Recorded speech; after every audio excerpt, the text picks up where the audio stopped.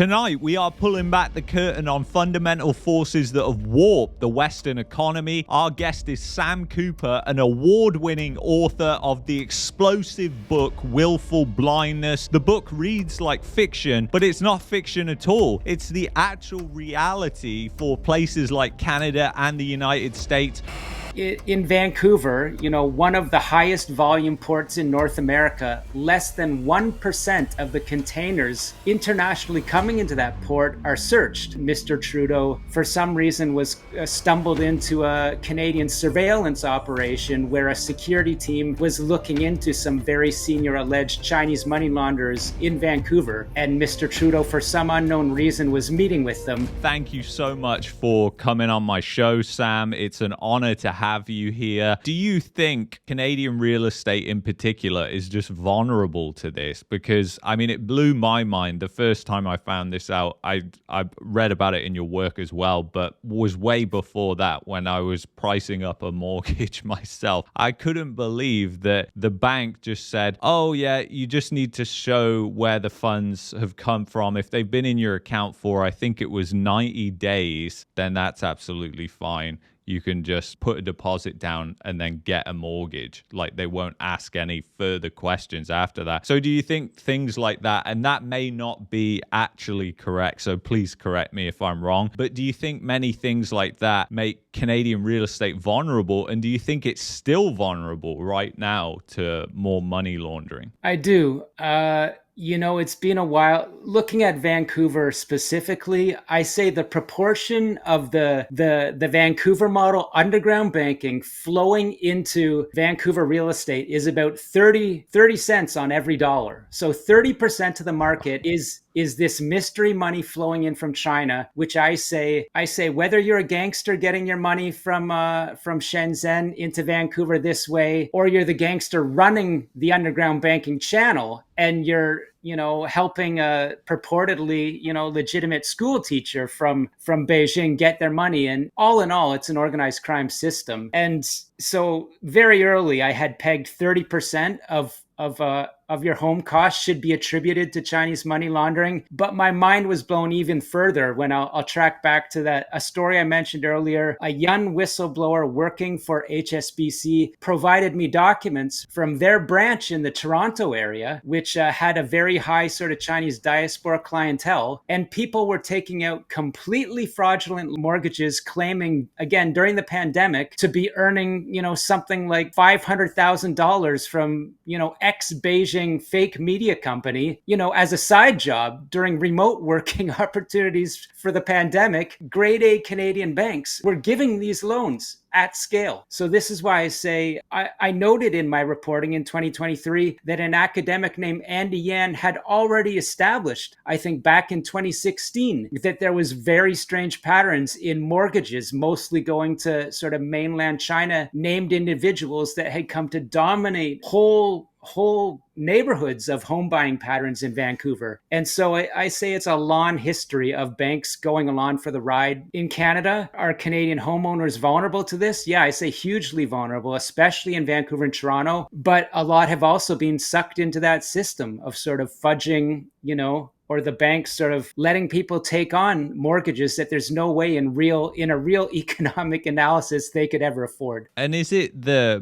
banks that are looking the other way when they see these suspicious transactions, or is it FinTrack that's, they're flagging these transactions, but then they do nothing with it after the fact? Where is most of this happening? Is it on the government side, or is it on like the banking side? I think this is a story that sort of goes across Canadian business and government. But in my experience, FinTrack, I've talked to actual investigators up to senior levels. And in my experience, all or almost all of them are great investigators and great Canadians that if they were empowered to do the type of work that the US government had to do, down in New York and New Jersey on the TD Bank case, they would do that. They would have done that in Toronto. They would have cracked down on these fake Chinese mortgages schemes that I've just talked about, but they're not empowered. And that goes up to the Ministry of Finance, which is a powerful ministry, the Prime Minister and the Prime Minister's office. And so whether that's Mark Carney, a global banker now, he would probably have a lot more understanding than Justin Trudeau and his office did,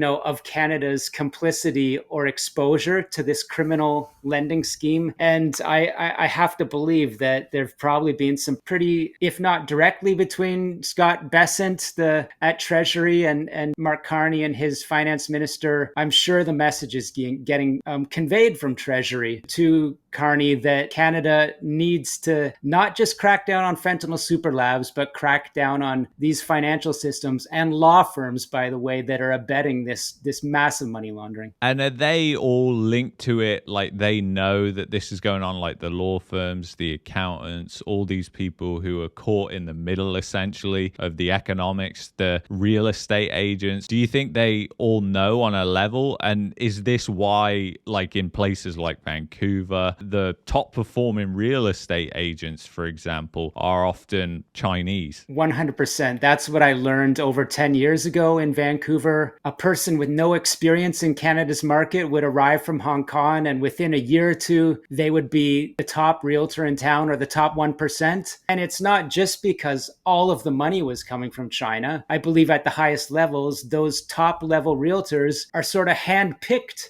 as trusted figures for major business from both Chinese organized crime figures and Chinese state figures who shovel money their way because they can be trusted to accept it, without talking to Canadian police. Again, leaning back on the TD Bank Department of Justice agreement, TD has agreed that its executives ignored certain risk programs. And so that's why the bank has been said to be, involved in money laundering. You asked, is everyone sort of aware or in on it? I think it's my opinion that law firms, certain ones, are 100% not only in on this, but are helping to architect this. And the same can be said of bankers, accountants, and people in politics too, I do believe. And when you zoom out a bit from North America and you go to like Europe, for example, or Asia, you just do not see the types of scenes that you see in places like Vancouver, places like San Francisco, where you've got like this massive fentanyl use, this massive open drug use. And why do you think that is? Like, why do you think it's so confined to North America? And do you think that part of the reason behind that is in fact Canada itself facilitating it? Yeah. One, Canada is seen to be facilitating this and overrun by Chinese state operations and Chinese organized crime. A former Canadian intelligence analyst and historian just put out a book called Under Assault, which I've been reporting on or reviewing the book, where this writer named Dennis Molinaro says that he talked to US government officials that said Canada is overrun to the point that it's trying to stay afloat due to so much Chinese state infiltration. And I say that's directly connected to the organized crime we're talking about. So yes, I do think Canada is being used as a tool in China's financial and narcotics operations and its political operations. And the US House Select Committee on the Chinese Communist Party's influence, a powerful sort of bipartisan body in Washington of lawmakers, in fact, came out with a study last year that says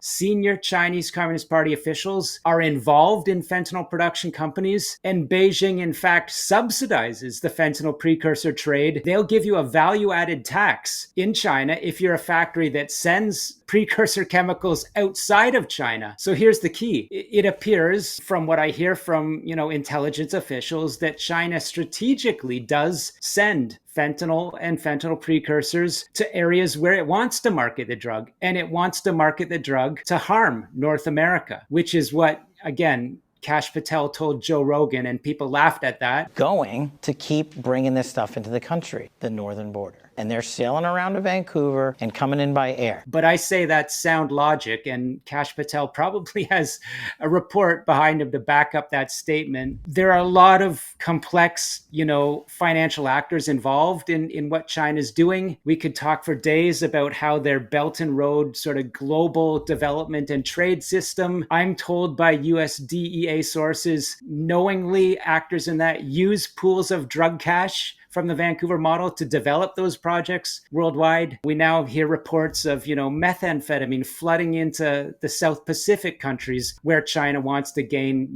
sort of increased power. I do think it's strategic, and it's part of a warlike strategy. I do think so. And how much of all this actually plays into Canada's economy? Because it's kind of hard to even imagine it, but how much of GDP, for example, as a ballpark would this represent? Because obviously if it's real estate and it's all these different things like mining, which Canada is also so happens to be a center of for mining companies and resource companies as well. Is there any reporting on that that's been done, or any estimates of to how much the economy is actually relying on illicit cash and drug money? I think the most often quoted Canadian criminal intelligence study has put an annual estimate, and this was from years ago, at something like 120 billion was sort of a relatively modest estimate of how much money laundering is in Canada's GDP per year. Mm-hmm. But you mentioned mining, resources. I've talked about real estate development and, supercars. Probably if we could get into fisheries, sawmills, these are all, as my sources indicate, massive pools for Chinese capital flight. Chinese capital flight being the same, liquidity involved in these Vancouver model transactions. And so again, I think I confidently estimated, trying to remember my math, but in 2014, 1.2 billion in cash was laundered through BC government casinos. This comes from the Cullen Commission into Anti-Money Laundering, which was stood up to examine my sort of news reporting, and confirmed massive scale through BC casinos. So all of the people involved in that Chinese money laundering, the records that I, examined said most or all were involved in Vancouver real estate as well. So if you take, $1 billion in drug cash through the casinos in 1 year, and you say, okay, everyone involved, they probably into homes. Let's put a 10 times number on $1 billion and say that's a good estimate of what they're laundering into the bigger pool of real estate. So 10 billion a year in Vancouver real estate, Chinese money laundering, I found to be a very, very modest and low end estimate. I think it's much higher than that, easily higher than 20 billion per year in Vancouver. And Toronto could be equal or more. And remember, I said, again, all the data points I put together, including talking to mortgage industry sources, key financial analysts, calculated about $1 trillion of this same sort of activity in Vancouver and Toronto over a 10-year period. So when you multiply that out through farmland, factories, mining, I think the scale just gets enormous. Wow.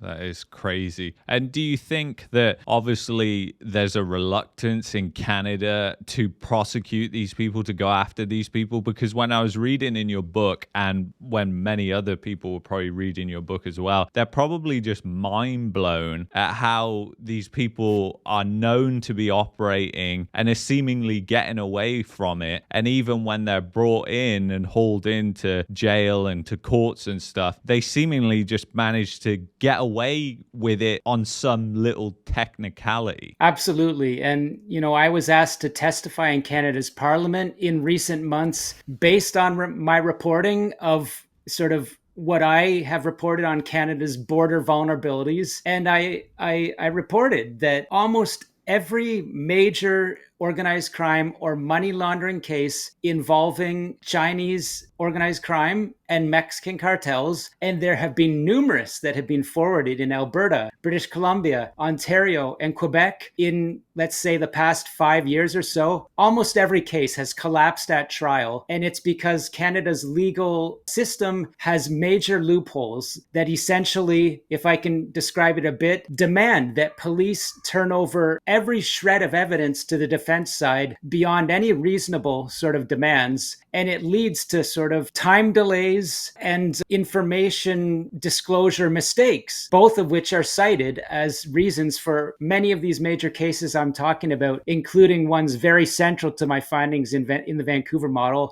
This video was powered by ExpressVPN, helping you protect your privacy with the world's fastest VPN and the VPN that I use. If you want to take advantage of my special offer, go to expressvpn.com/marketmania. Let's get back to it.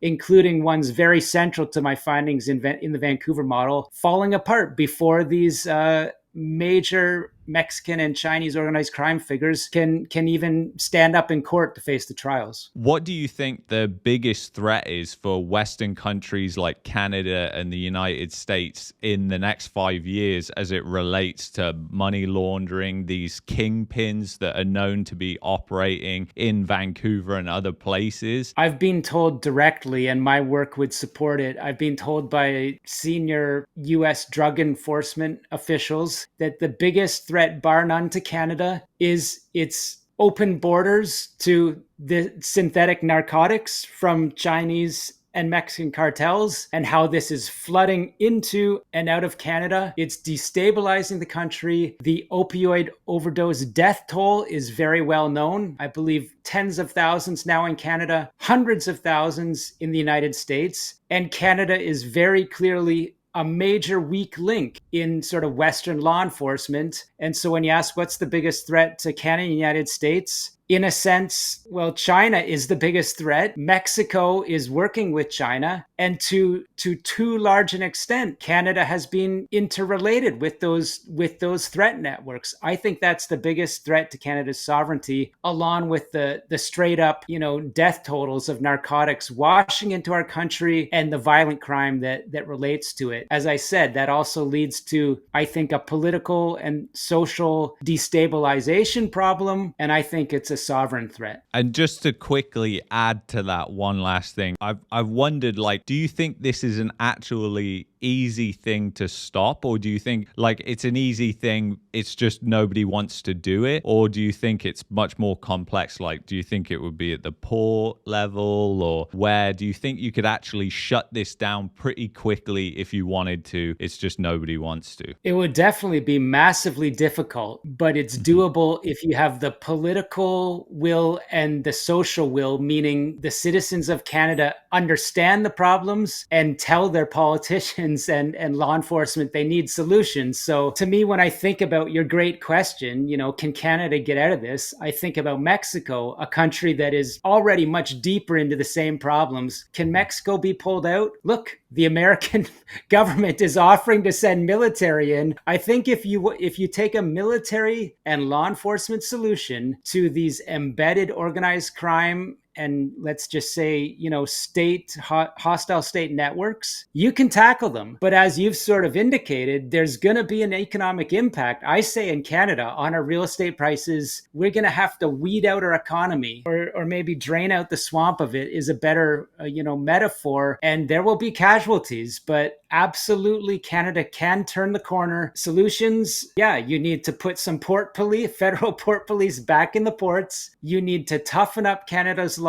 And as I say in my book, Wilful, Blindness, we don't even have an anti-racketeering law, which doesn't make any sense. So of course, this is why the worst of global organized crime and state actors come to Canada to act. We still lack, even though my work led to Canadian parliamentarians voting on a Foreign Agent Transparency Registration Act or tool, over a year later, Mark Carney's government hasn't even implemented the tool, which just gets back to your question, is this about, legal problems, or is it politicians that are turning a blind eye? I think both. Check out Sam Cooper's book, which is Willful, Blindness. Absolutely mind-blowing read. Honestly, sometimes when you're reading it, it seems like you're reading fiction, but it's actually real, which is the crazy thing. Can I add one observation to what you just said? When you said the book reads like fiction, often often I sometimes wake up at night and I have these same thoughts every month that I put into driving my investigations further. I'll give you an example. I just reported on a story that was broken by my colleague Philip Lunzicki at the Daily Caller in the United States. He pointed to a well-known case in Vancouver involving all kinds of nefarious Chinese activity, a man beaten outside a home, and then what do you know? People involved in that allegedly own property beside the United States B-2 stealth bomber base that sent the bombs into Iran's nuclear facilities. So I believe it's all part of that web where you see organized crime activity, property ownership, drug activity, and as we now know in the US, they're putting these assets besides critical infrastructure. So yeah, you could not make this up in Hollywood, but I say it's accelerating. Yeah, there should be a movie that's done. You should reach out to MGM. Yeah, I'll leave the phone on. I'm waiting for that call. Okay. All right. Thank you so much, Sam. Check out Sam Cooper's book, Wilful, Blindness. Absolutely fantastic read. And check out all the work that he does at the Bureau. I'll see you in the next one.